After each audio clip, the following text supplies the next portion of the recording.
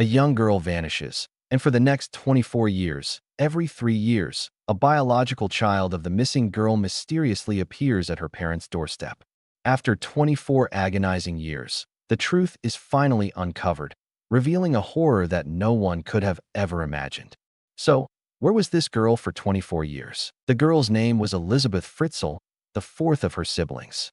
Her father, Josef Fritzl, was an electrical engineer, and her mother, Rosemary Fritzl, was a stay-at-home mom. At 17, Elizabeth tried to run away from home for the first time. Joseph found her and dragged her back. She then escaped to a friend's house. After finding a job in Linz, she ran away again. Her parents reported her missing once more. The last letter they received was from Elizabeth herself. In it, she wrote that she was tired of living with her parents and wanted to live with friends, so she had moved 2 hours away by car. Elizabeth was already 18 years old and an adult. While at home, she had mentioned some organization, but the details were unclear. Since she was an adult and had sent a letter stating she left voluntarily, the police quickly closed the case. Her parents could only hope she was still alive. 9 years after Elizabeth's disappearance, on a morning in May 1993, Joseph found an abandoned basket at his doorstep. Inside was a baby girl. A note with the baby stated her name was Lisa, born on August 29, 1992. The note also said that Lisa was Elizabeth's child, but Elizabeth could not take care of her because she had joined an organization and would leave the child with her parents. Joseph and Rosemary were a mix of emotions, joy for a grandchild, but confusion and worry. Why would Elizabeth send her child home this way, but not return herself? Regardless, Joseph and Rosemary accepted their granddaughter. This pattern continued. 3 years later, in 1996, another baby boy, Monica, appeared.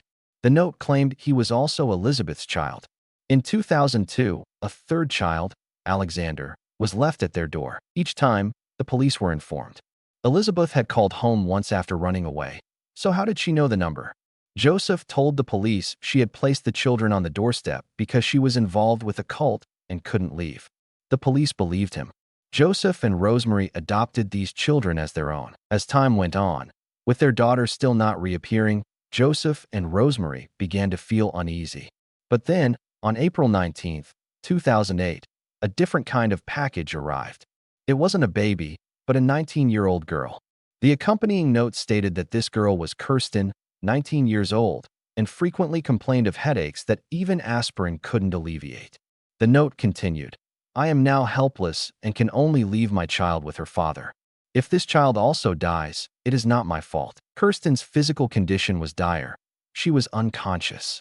Joseph and Rosemary immediately rushed her to the hospital. Doctors found Kirsten suffering from severe vitamin D deficiency, suggesting prolonged lack of sunlight. The hospital staff found the girl's condition very strange and didn't know who her biological parents were. They reported the case to the police, linking it to the ongoing investigation into Elizabeth's disappearance. At the same time, Kirsten's condition worsened, requiring a ventilator. On the 5th day of her hospitalization, doctors tested her blood and found Josef Fritzl's DNA. Police immediately realized the gravity of the situation. This could only mean one thing. Kirsten was Joseph's daughter.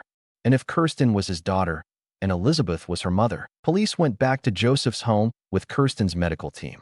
They told Joseph that Kirsten was severely ill and asked him to bring her mother, Elizabeth, to the hospital for a full medical history.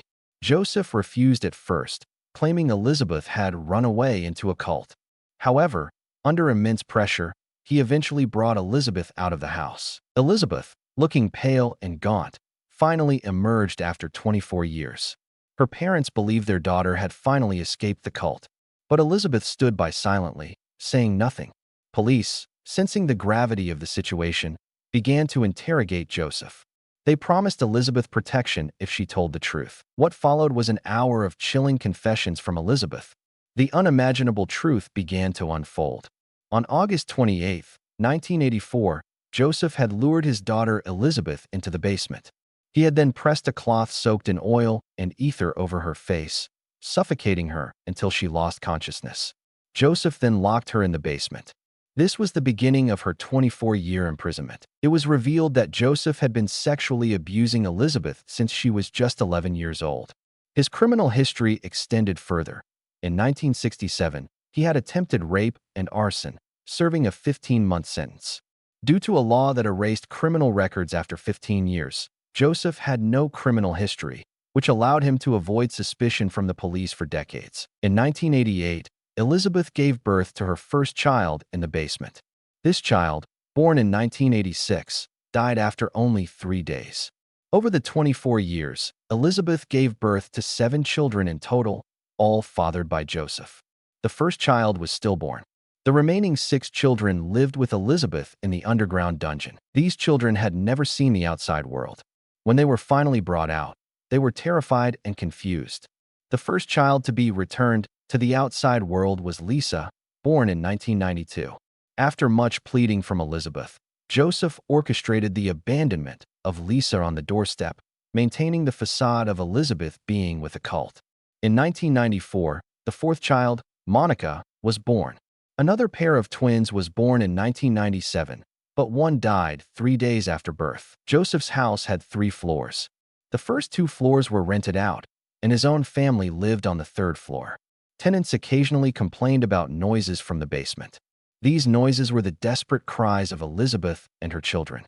The stench from the basement was also overwhelming because Elizabeth and the children's excrement was stored there for a month at a time. Josef's meticulously crafted lie began to crumble with Kirsten's severe illness. He couldn't handle the body of an adult if Kirsten died in the basement, so he sent her to the hospital. All of this was done while his wife, Rosemary, was abroad on vacation.